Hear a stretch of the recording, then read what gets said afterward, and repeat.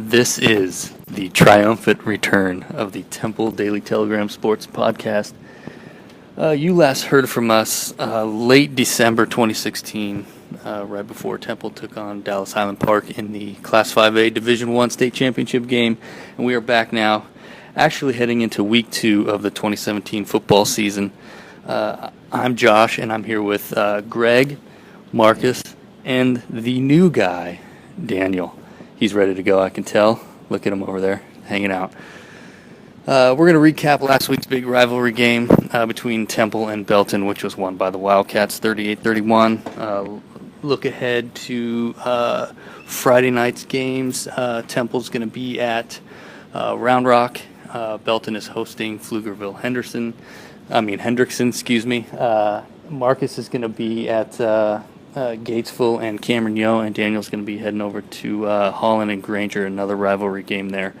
But first, I guess a little bit of a look back at Temple Belton last week. And Greg, I know we have some similar thoughts. You know, Temple rallied or took an early lead, kind of handed it to Belton there, and the Tigers responded well, took a 14-point lead of their own, and Temple stormed back behind T.J. Rumfield, the quarterback, and a strong running game. But, a couple thoughts from you on what you saw from Temple last Friday. It was interesting. It was almost like three games in one. It was like the early part was dominated by Temple, 14-0. Then, Belton takes over and really dominates the middle two quarters basically of the game. I mean, at one point I think they scored 31 points and only gave up 3. So really the Tigers were in full command, all the momentum. And then Temple just flipped the switch kind of late in the third quarter and just maybe, put it on their running game a little bit more, and obviously played really good defense the last, quarter plus. So,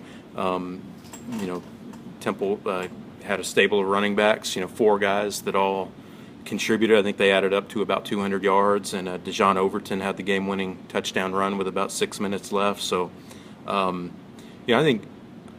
think both teams had, good, bad, and ugly in the game. I mean, it's really like a classic first game. I think if they played each other a month into the season, it would be a lot sharper game. Who knows if the outcome would be the same or different, but, it was a strange game. Temple never punted, but that's right, because they either scored or they had 3 interceptions, they lost a fumble. Belton forced 4 turnovers. Yeah, exactly. And I think Belton punted 6 or 7 times and had better ball security. Yeah, didn't have a turnover at all. Yeah, no turnovers, but I think both teams are better coming out of the game, maybe with the exception of Belton with having an injured quarterback. I mean, that hurts in more ways than one, but I think it was a good test. And I don't think this game will linger as much for Belton, losing being a non-district game. I think when these teams were in the same district together, maybe a little more carryover effect because it sets you back in the standings. But, Temple hasn't won the game 5 straight years, but Belton had a good showing, showed a good running game. So I think that's probably, if the quarterback goes down, they know they've got 2 really good running backs to lean on this year. Definitely. You mentioned the quarterback situation. Cameron Davis came out in the third quarter. He was actually starting to play pretty well. A senior. Turns out he tweeted that he broke his collarbone. Right-handed thrower. It was his right collarbone. He's obviously going to be out this week. And it's going to be a little bit of time probably before he comes back. But he is going to come back, at least that's the word. But Connor Carruthers is going to get the start Friday. He played against Temple, a junior, kind of got thrown into the fire there. But Belton head coach Sam Skidmore, he's confident in Carruthers. Thinks he's a smart, savvy quarterback who knows how to run the offense. And like you mentioned, they have 2 running backs, Darren Rector and Bryce Julian, who are beasts. I mean, they're tough to bring down, hard runners, so they're obviously going to be leaned on quite a bit against Hendrickson. But I know you're going to be out in Round Rock to see what the Wildcats have in Week 2.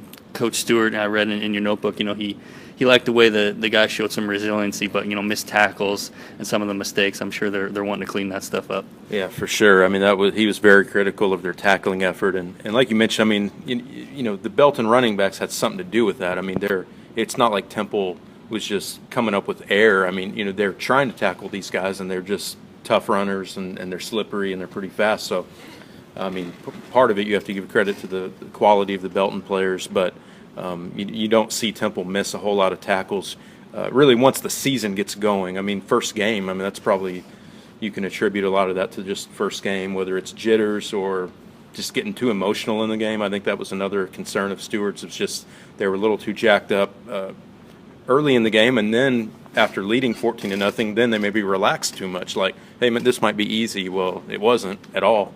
So you probably come back with just a more focused performance by Temple.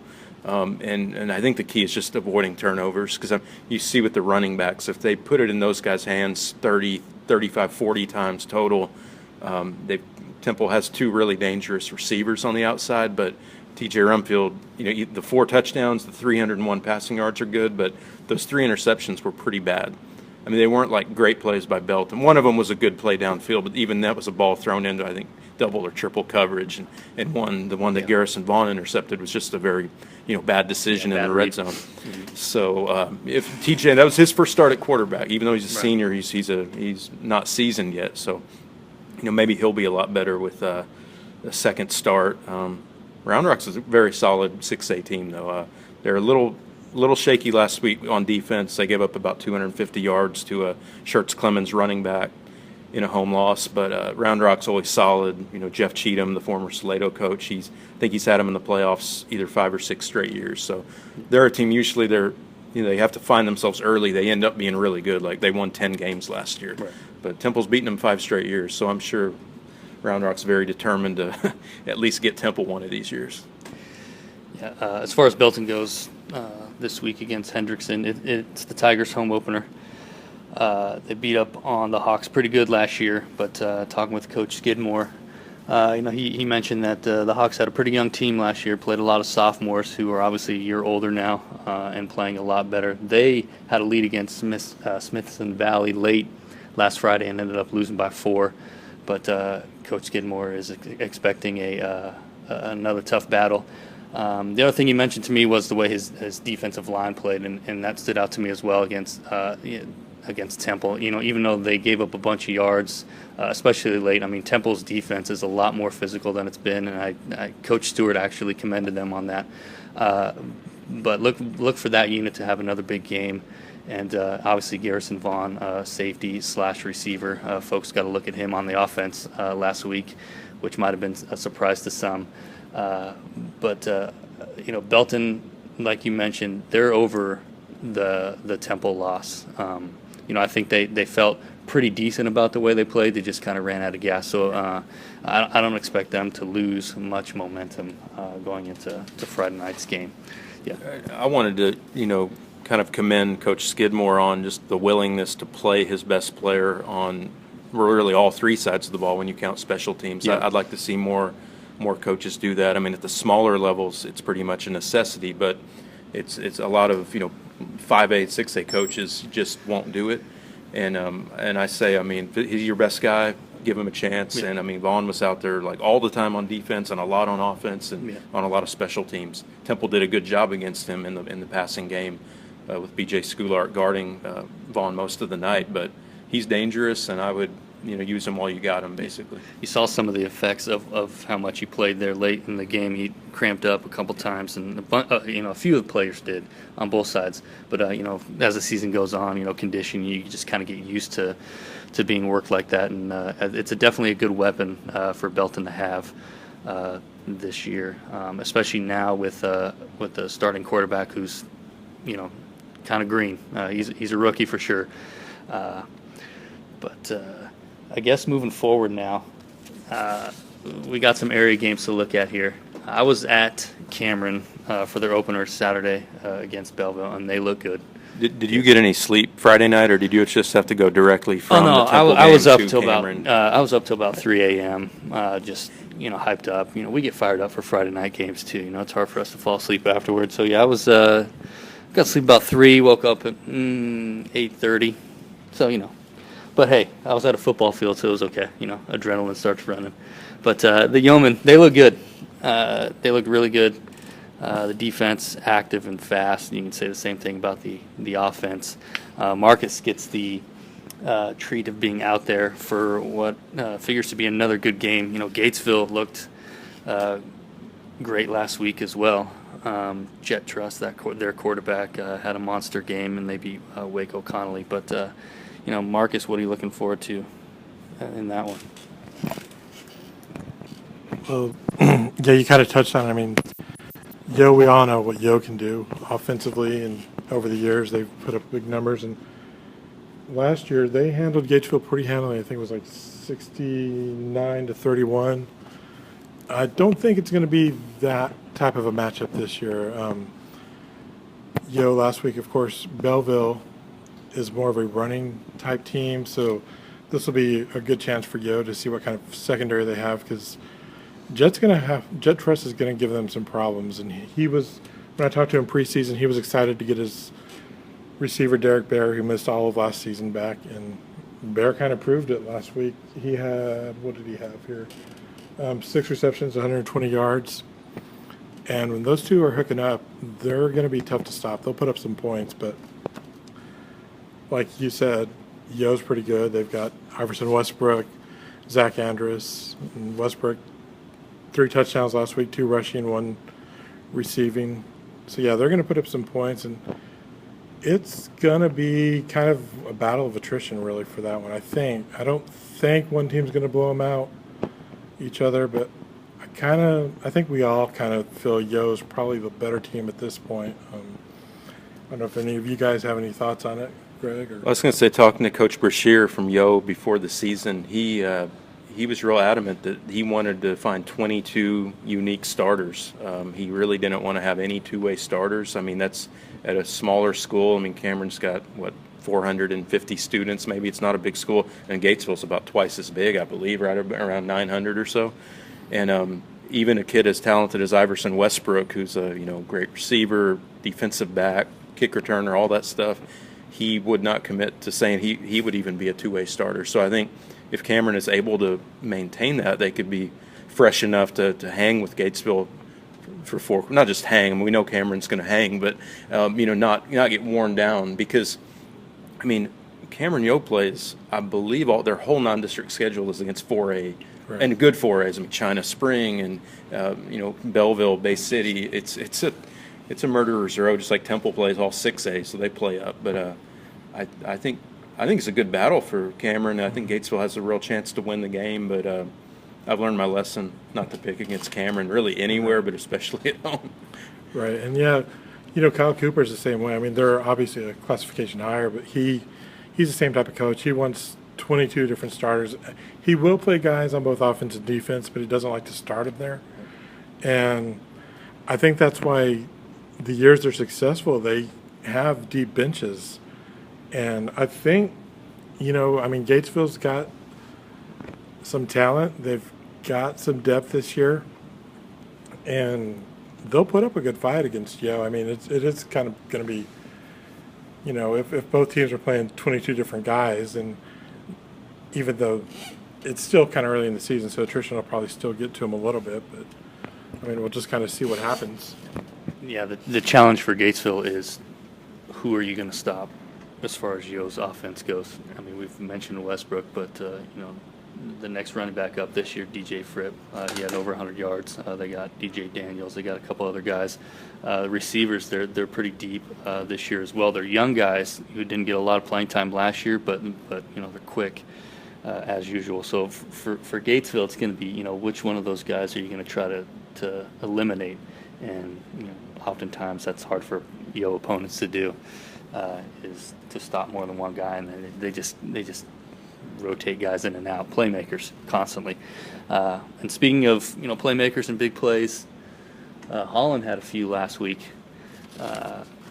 coming back and beating, I guess then 7th ranked Burton, right? They might have fallen out of the top 10 this week. I didn't actually check the 2A, but anyway, I mean that's a big win for Holland,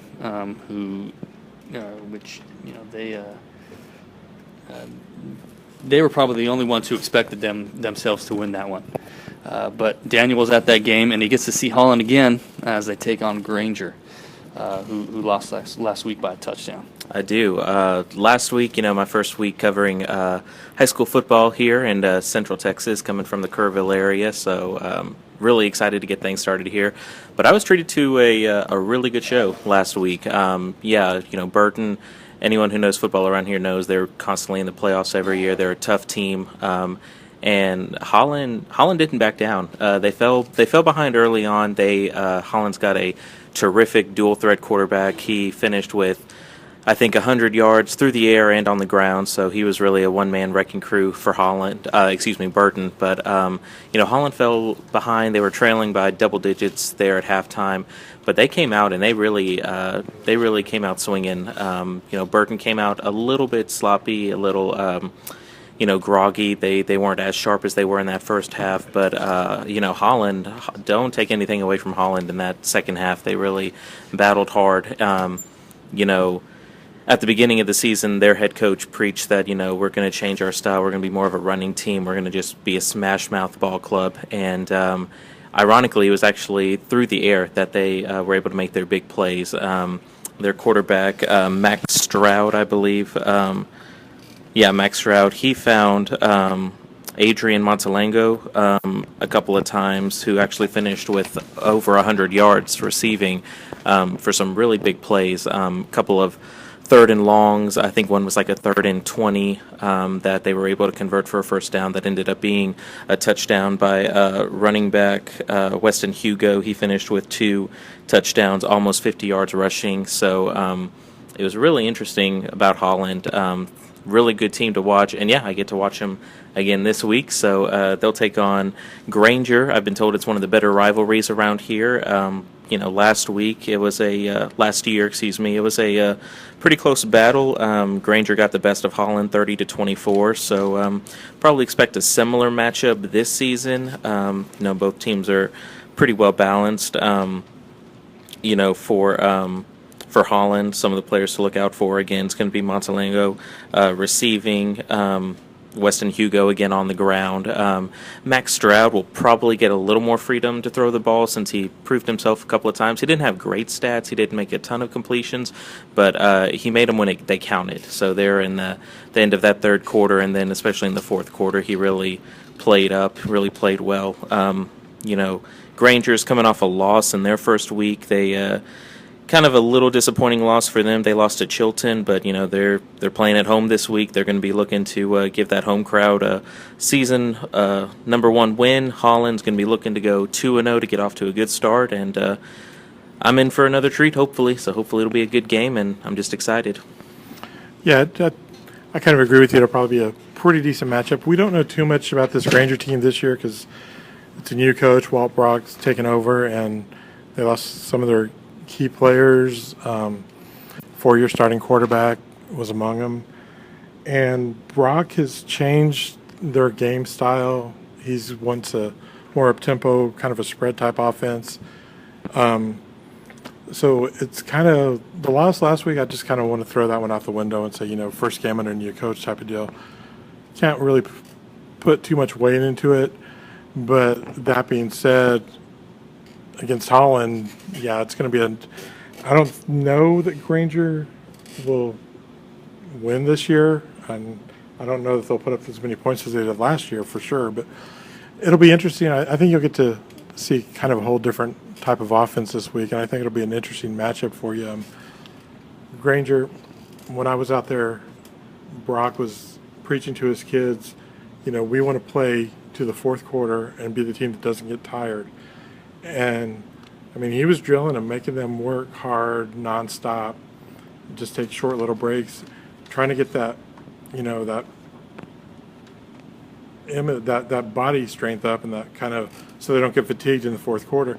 And if you can do that at a small school, you will have an upper hand come week 10, week 9, when it really counts. And this will be a good test for both teams, I think, and see Holland's going to be facing a different type of offense, one they probably haven't seen in a while since Granger's changing it up. And I think it'll be a good test for Granger, see if they can actually win again against Holland for a second year in a row.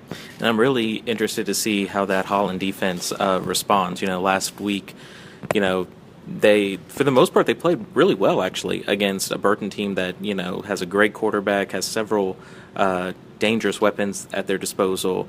So I'm really eager to see how they respond to, like you said, a different style offense that they may not technically be used to. But hopefully, I'm just really looking for a good matchup, and hopefully Holland will be the team we saw last week. Granger will figure out what it needs to fix from Chilton, and hopefully we can just all be treated to a good game. There are a lot of options for good games out there this week. Couple of quick notes. Jarrell is looking for its first win, as is Rockdale. Troy, Rogers, we already mentioned Granger, Moody, Bartlett, also looking for their first wins. And Buckholz finally gets to get on the field. They were idle week 1, which I don't think is very fun for anybody. They've been waiting all summer to play, and they finally get to get out there. But another game that's kind of catching our eye is Whitney at Academy. Both teams are 1-0. Academy kind of had a scratch out of victory. They opened up Thursday against Rogers and won 7-6. Prevented a 2-point play by Rogers on a nice defensive effort. Greg was at that game, and he has a few points, I guess, on Academy Whitney, huh? Well, I did see that Academy game, and it was a defensive struggle. I think each team only had about 130-something yards, 1 touchdown each. Academy did make a good defensive stand on the 2-point conversion to more or less preserve that win. The reason I think this is interesting, Academy plays good defense, but the team that's coming in to play them tomorrow night, Whitney, their first game, they had a quarterback throw for over 400 yards and 5 touchdowns, and I think they had something like 600 yards total. And they beat Godley on the road by 3 touchdowns. So the thing about Academy is, it's like, is your defense going to be able to play nearly as well as it did against Rogers? And then I don't know much about Whitney's defense, but can Academy find a way to score? Because you wouldn't think you could hold this Whitney offense to maybe under, say, 17 or 21 points, right. Probably best case scenario. So then it's like, can Academy find enough offense to beat them 24-21 or something? They don't have, Grayson Edwards was their main offensive guy last year at running back, and he's not there anymore. So it's like, who's going to step up, kind of carry the mail for Academy? They have a sophomore running back who's big and looks the part, but Rogers contained him to about 3 yards a carry. So I'm sure he'll get better as games go on. But I think that has the potential to be kind of a contrasting styles game. Whitney's aerial circus against the Academy's tough defense. Definitely. Oh, Marcus has his hand raised over there. Let's see what he's got now. Well, you mentioned not necessarily about Academy, but one of the other games you talked about, one of the other teams was Rockdale, and I think we were all a little bit shocked last week when Rockdale lost to West. I know that Miller had told his guys, you can't take this West team lightly because they were a playoff team. And I think that might have been one of those cases where Rockdale kind of started believing their own press type of deal, because they were getting mentions in polls, getting ranked, and thinking, we might be pretty good this year. This could be our year. And that might have been a quick wake-up call. But even if they weren't reading their own press, this week's game, a lot of people talk about the Cameron versus Rockdale, the Battle of the Bell game coming up. But Rockdale and Taylor is a rivalry that, you talk about two teams that generally do not like each other. There are some serious hatred between these schools in the past. It's probably calmed down. Schools have gotten a little bit more, people have gotten more politically correct and stuff, and not as hateful, I guess. But why does nobody like Rockdale? If Cameron doesn't like them and Taylor doesn't like them, I know no one likes playing them, but it seems like a lot of people don't like Rockdale for some reason. I like Rockdale. I just don't like that far drive we have now. But Rockdale's a good school, a good program.